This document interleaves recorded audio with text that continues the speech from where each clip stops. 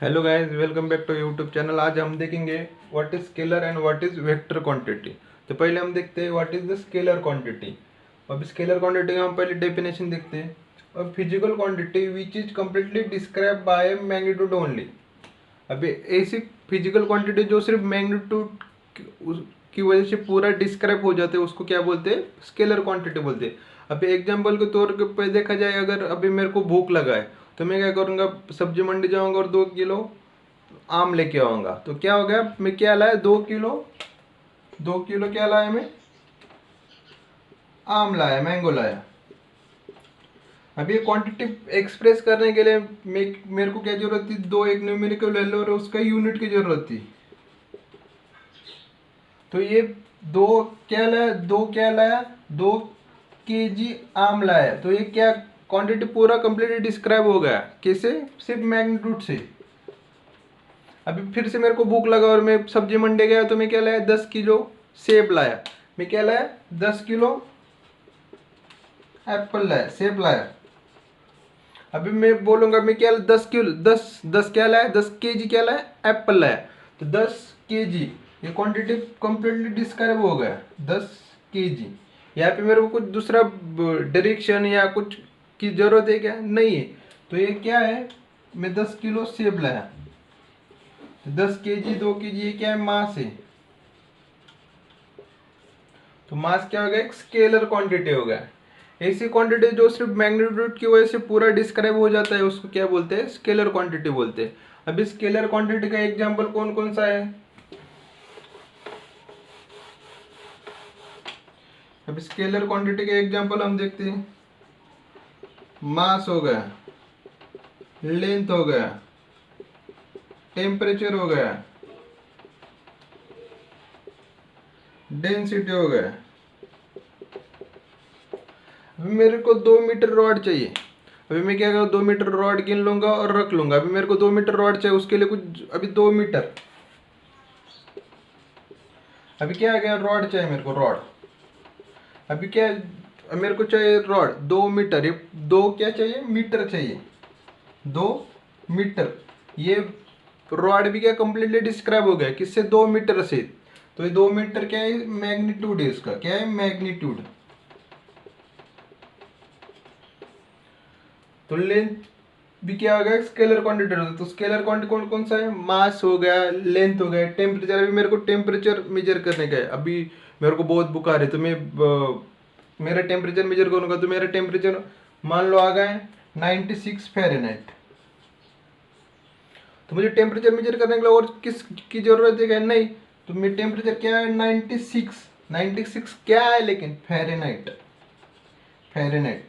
तो ये क्या है, मैग्नीट्यूड की वजह से ये क्वांटिटी पूरा डिस्क्राइब हो गया। तो उसको क्या बोलते हैं, स्केलर क्वांटिटी बोलते हैं। तो स्केलर क्वांटिटी का एग्जांपल कौन सा है, मास हो गया, लेंथ हो गया, टेम्परेचर हो गया, डेंसिटी हो गया। ये हो गया स्केलर क्वांटिटी। अभी हम देखते हैं what is vector quantity. A physical quantity which needs magnitude as well as direction for their complete description। ऐसी फिजिकल क्वांटिटी जिसको मैग्नीट्यूड भी चाहिए और डायरेक्शन भी चाहिए, इसे फिजिकल क्वांटिटी हम क्या बोलते हैं, वेक्टर बोलते हैं। अभी आप बोलेंगे सर हमको डायरेक्शन का जरूरत क्यों है? अब हम पहले सब अभी पहले चैप्टर में फिजिकल क्वांटिटी देखा है। वो फिजिकल क्वांटिटी सिर्फ हम मैग्नीट्यूड की वजह, मैग्नीट्यूड देख के डिस्क्राइब कर देते पूरा पूरा फिजिकल क्वांटिटी। लेकिन हमको डायरेक्शन की जरूरत क्यों पड़ी, ओवरऑल हमको वेक्टर की जरूरत ही क्यों पड़ी, जिसमें वे डायरेक्शन का भी जरूरत है।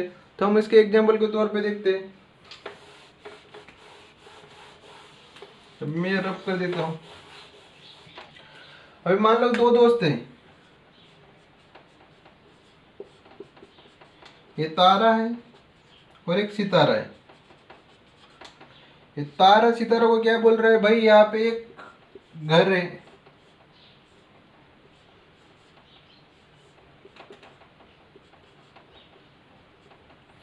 एक घर के 5 मीटर पे खजाना है, सोने का खजाना है। तारा सितारा को बोलता है 5 मीटर पे घर के 5 मीटर खजाना है। तो ये सितारा क्या करता है, उतना ही सुन के घर की तरफ भाग दौड़ पड़ता है और इधर घर की तरफ आता है। और वो तारा ने उस सितारा को क्या बताया था, 5 मीटर पे खजाना है। तो यहाँ पे वो आके कंफ्यूज हो जाता है, अरे भाई मैंने तो इन्फॉर्मेशन थोड़ा अधूरा सुना। कैसे क्या? अभी वो घर के पास आता है तो उसको पता ही नहीं ना कि 5 मीटर खजाना घर के राइट हैंड साइड पे, या 5 मीटर खजाना घर के लेफ्ट हैंड साइड पे, या 5 मीटर खजाना घर के आगे है, या 5 मीटर खजाना घर के पीछे है। तो अभी क्या हो गया, वो सितारा घर के पास आया और उसने देखा, अरे भाई खजाना तो है लेकिन 5 मीटर कहाँ पे, लेफ्ट पे है, राइट पे, आगे या पीछे। तभी उसने क्या किया, यहाँ पे खुदाई किया, नहीं खजाना मिला तो वो यहाँ पे गया, यहाँ पे खुदाई किया, नहीं खजाना मिला, यहाँ पे आया, खुदाई किया, नहीं मिला, यहाँ पे आया, खजाना खुदाई किया, उसको खजाना नहीं मिला। अरे भाई और भी तो डायरेक्शन है ना, ये भी, ये 5 मीटर यहाँ पे भी हो सकता है, 5 मीटर यहाँ पे भी हो सकता है, 5 मीटर यहाँ पे भी हो सकता है, 5 मीटर यहाँ पे भी हो सकता है। मतलब एक घर के आजू बाजू में हम जब 5 मीटर का सर्कल मारेंगे तो ये पूरा 5 मीटर सर्कल में वो खजाना कहाँ पे भी हो सकता है। तो सितारा ने जो इन्फॉर्मेशन सुना वो क्या, थोड़ा अधूरा सुना। उसने सिर्फ क्या सुना, 5 मीटर, लेकिन उसने डायरेक्शन सुना क्या, नहीं सुना। तो ऐसे कुछ फिजिकल क्वांटिटी रहते हैं, वहाँ पे हमको मैग्नीट्यूड भी चाहिए और डायरेक्शन भी चाहिए। तो ऐसी क्वांटिटी को हम क्या बोलते हैं, वेक्टर क्वांटिटी बोलते हैं। अभी और एक एग्जांपल सुन देखते हैं हम।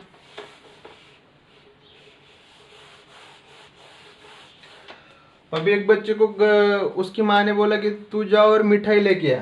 तो वो एक चौक में आता है,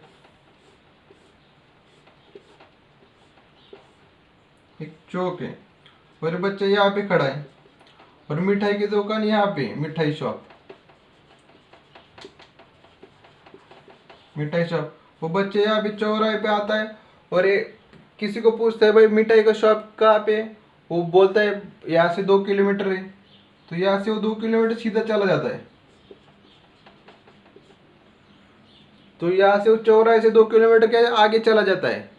तो फिर वो आगे आके 2 किलोमीटर आके फिर यहाँ से पूछता है भाई एक जन से, अरे भाई मिठाई का शॉप किधर है? तो यहाँ पे एक जन क्या बोलता है, अरे भाई तू गलत जगह आ गया, 2 किलोमीटर वो पीछे था, 2 किलोमीटर पीछे था, तुम 2 किलोमीटर आगे निकल आए हो, 2 किलोमीटर पीछे था। तो फिर से वो क्या करता है, 2 किलोमीटर पीछे आ जाता है। पैसे अभी यहाँ से पूछते हैं भाई मिठाई की दुकान कहाँ पे? वो बोलता है यहाँ से 2 किलोमीटर है, तो वो इस साइड चला जाता है। वो ऐसा करेगा तो उसको मिठाई का दुकान मिलेगा क्या? नहीं मिलेगा। क्यों नहीं मिलेगा? क्योंकि उसको डायरेक्शन ही पता नहीं मिठाई की दुकान कहाँ पे। जब तक उसको मिठाई की दुकान का डायरेक्शन नहीं पता चलेगा तो वो मिठाई का दुकान पे नहीं जा पाएगा। जब वो यहाँ पे आएगा और उसको बोलेगा, अरे भाई 2 किलोमीटर राइट हैंड साइड पे, 2 किलोमीटर राइट हैंड साइड पे, तभी वो मिठाई की दुकान के पास पहुंच पाएगा। तो ऐसे कुछ फिजिकल क्वांटिटी रहती है जिसको एक्सप्रेस करने के लिए हमको मैग्नीट्यूड भी चाहिए एज वेल एज डायरेक्शन भी चाहिए। ऐसे फिजिकल क्वांटिटी को क्या बोलते हैं, वेक्टर बोलते हैं। तो वेक्टर के एग्जाम्पल कौन कौन सा है, वेक्टर क्वांटिटी के एग्जाम्पल कौन कौन से हैं? डिस्प्लेसमेंट, वेलोसिटी, एक्सेलरेशन, फोर्स, ये सब क्या है, वेक्टर क्वांटिटी के, वेक्टर के एग्जांपल है। डिस्प्लेसमेंट, वेलोसिटी, एक्सेलरेशन और फोर्स। ये पहला हो गया स्केलर क्वांटिटी और वेक्टर क्वांटिटी। स्केलर क्वांटिटी को पूरा डिस्क्राइब करने के लिए हमको क्या चाहिए, सिर्फ मैग्नीट्यूड चाहिए। और वेक्टर क्वांटिटी को डिस्क्राइब करने के लिए क्या चाहिए, हमको मैग्नीट्यूड भी चाहिए और डायरेक्शन भी चाहिए। अभी सेकंड एग्जांपल हो गया स्केलर क्वांटिटी का एग्जांपल क्या हो गया, मास हो गया, लेंथ हो गया, टेम्परेचर हो गया, डेंसिटी हो गया। और दूसरा वेक्टर क्वांटिटी का एग्जांपल क्या हो गया, डिस्प्लेसमेंट हो गया, वेलोसिटी हो गया, एक्सेलरेशन हो गया, फोर्स हो गया। अभी तीसरा डिफरेंस हम देखते हैं स्केलर क्वांटिटी। स्केलर क्वांटिटी को क्या रहता है, it has magnitude only. Scalar quantity को क्या रहता है, मैग्नीट्यूड रहता है।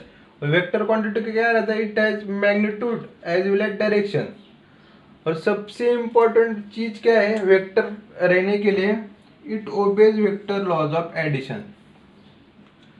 कोई भी क्वांटिटी वेक्टर होने के लिए सबसे मेन जरूरत क्या है, वो वेक्टर लॉज ऑफ एडिशन उसने ओबे करनी चाहिए। अभी कोई भी क्वांटिटी रहते हैं उसको मैग्नीट्यूड भी रहते हैं, डायरेक्शन भी रहता है, लेकिन वो वेक्टर लॉ ऑफ एडिशन ओबे नहीं करता, तो वो क्या वेक्टर क्वांटिटी नहीं रहती। तो वेक्टर क्वांटिटी रहने के लिए सबसे इंपॉर्टेंट क्राइटेरिया का है it obeys vector laws of addition, ये सबसे इंपॉर्टेंट है, it obeys vector laws of addition. अभी हम देखते हैं वेक्टर लॉज ऑफ एडिशन मतलब क्या रहता है। अभी मान लो डिस्प्लेसमेंट, अभी मान लो कि बबीता है हमारे पास, अभी बबीता क्या है, बबीता यहाँ से निकलो ईस्ट पे 4 मीटर गई ईस्ट पे, और उसने सोचा यहाँ से फिर वो आगे गई 3 मीटर, 3 मीटर ईस्ट पे ही गई। तो बबीता का टोटल डिस्प्लेसमेंट कितना हो गया, डिस्प्लेसमेंट 4 और 3 7 मीटर हो गया, 4 और 3 7 मीटर हो गया ना। डिस्प्लेसमेंट क्या रहता है, shortest distance between initial position and final position, ये सब आपको पता ही। तो बबीता का डिस्प्लेसमेंट क्या हो गया, 7 मीटर हो गया। अभी मान लो कि बबीता 4 मीटर ईस्ट पे गई,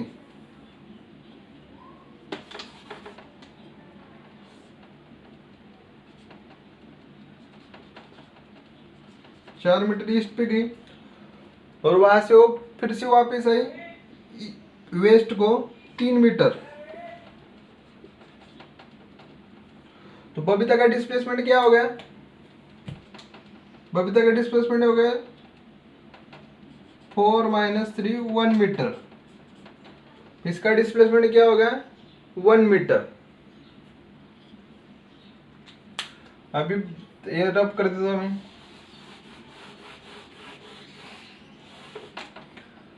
अभी बबीता ईस्ट पे 4 मीटर गई,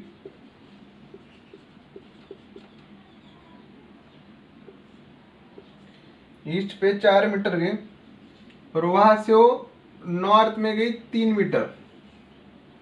तो बबीता का डिस्प्लेसमेंट क्या होगा, डिस्प्लेसमेंट क्या है, shortest distance between initial position and final position. तो ये बबीता का डिस्प्लेसमेंट कितना होगा, ए बी सी। तो ये 90 डिग्री तो हम पाइथागोरस से ये निकाल सकते हैं, ये कितना आएगा square root of 4 square plus 3 square. तो इसका आंसर क्या आएगा 5 मीटर।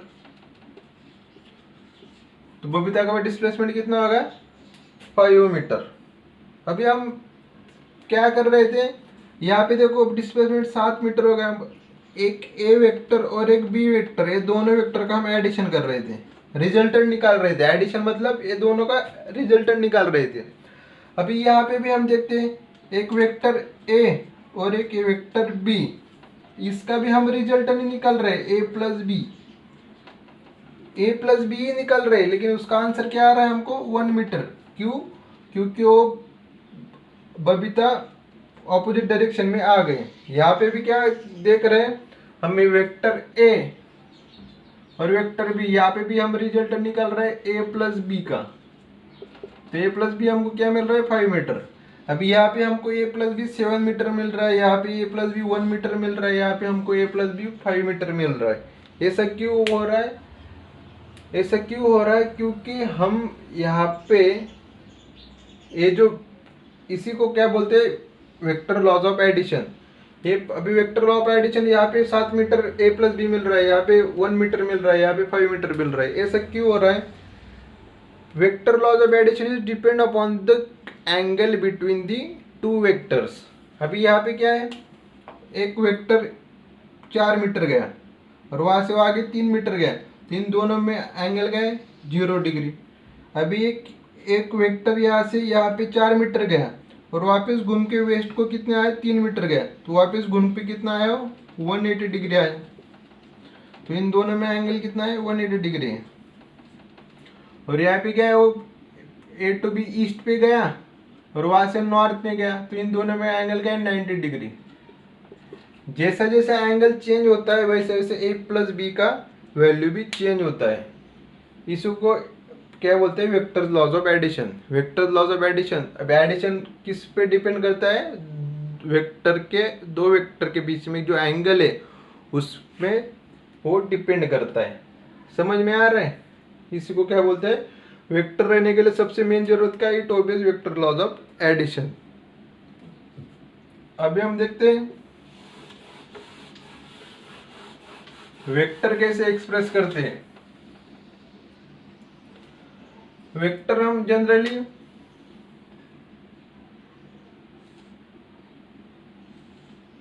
इस एरो से डिनोट करते हैं। इस एरो, इसको टेल बोलते हैं और इसको हेड बोलते हैं। और जो लेंथ रहता है वो एरो का, वो क्या डिनोट करता है, मैग्नीट्यूड। वो क्या डिनोट करता है, magnitude of that particular quantity. अभी मान लो कि एक यहाँ पे P पॉइंट है, P से O पॉइंट Q तक गया, उसका डिस्प्लेसमेंट P से Q तक गया, कितना हो गया, 5 मीटर हुआ। तो हम डिस्प्लेसमेंट कैसे डिनोट, वेक्टर क्वांटिटी कैसे डिनोट करते हैं, पी क्यू और उसके ऊपर ये एरो डिनोट करते हैं। अभी हम पहले पता कि जो लेंथ रहते हैं उसका मैग्नीट्यूड डिनोट करते हैं। अभी 5 मीटर हम स्केल से ड्रॉ कर सकते हैं, नहीं तो हम क्या करते हैं, 1 मीटर इज इक्वल टू क्या करते हैं, 1 सेंटीमीटर करते हैं। तो हम 5 सेंटीमीटर का एक लाइन ड्रॉ करते हैं और उसी को हम क्या बोलते हैं, 5 मीटर्स। तो ये क्या गया, वेक्टर हो गया, वो क्या P से Q तक डिस्प्लेस हुआ और उसका यूनिट, उसका मैग्नीट्यूड क्या है, 5 मीटर्स। तो हम इसको ए से डिनोट करते हैं, P Q और उसके ऊपर एरो। क्योंकि हर बार अभी हमको इतना बड़ा लाइन निकालने का जरूरत नहीं ना। अभी मान लो कि वो 15 मीटर उसने डिस्प्लेसमेंट किया, तो हमने अभी 1 metre is equal to 1 centimetre माना, तो हमको 15 सेंटीमीटर का इतना बड़ा लंबा लाइन खींचना पड़ेगा। तो ये इररिलेवेंट है ना, इसलिए हम क्या करते हैं, कोई भी क्वांटिटी, वेक्टर क्वांटिटी डिनोट करते हैं कि अभी पी क्यू क्या डिस्प्लेसमेंट है, तो पी क्यू हम उसके ऊपर सिर्फ एक एरो डिनोट कर देते हैं। और एरो को इसको टेल बोलते हैं और उसको आगे वाले पार्ट को क्या बोलते हैं, हेड बोलते हैं। अभी मान लो कि ये फोर्स है, अभी फोर्स फोर्स 5 न्यूटन ईस्ट को लगा। अभी आपको ये ड्रॉ करने का है। अभी 5 न्यूटन हमारे स्केल में नहीं रहता, तो हम क्या बोलते हैं, 1 newton is equal to 1 centimetre consider करते हैं और एक 5 सेंटीमीटर का लाइन निकालते हैं। 5 सेंटीमीटर मतलब क्या है, 5 न्यूटन। ये हो गया फोर्स। अभी हम इतना बड़ा हर बार लाइन निकालने की जरूरत नहीं है, तो हम फोर्स वेक्टर कैसे डिनोट करते हैं, फोर्स एफ का डिनोट करते हैं, उसके ऊपर एक एरो। ऐसे हम वेक्टर क्वांटिटी रिप्रेजेंट करते हैं। अभी कोई भी ए वेक्टर रहेगा तो उसके ए के ऊपर एरो, बी वेक्टर रहेगा तो बी के ऊपर एरो, सी वेक्टर रहेगा तो सी के ऊपर एरो। ऐसे हम वेक्टर क्वांटिटी डिनोट करते हैं। अभी मान लो अभी ए वेक्टर है, इसको मैग्नीट्यूड भी है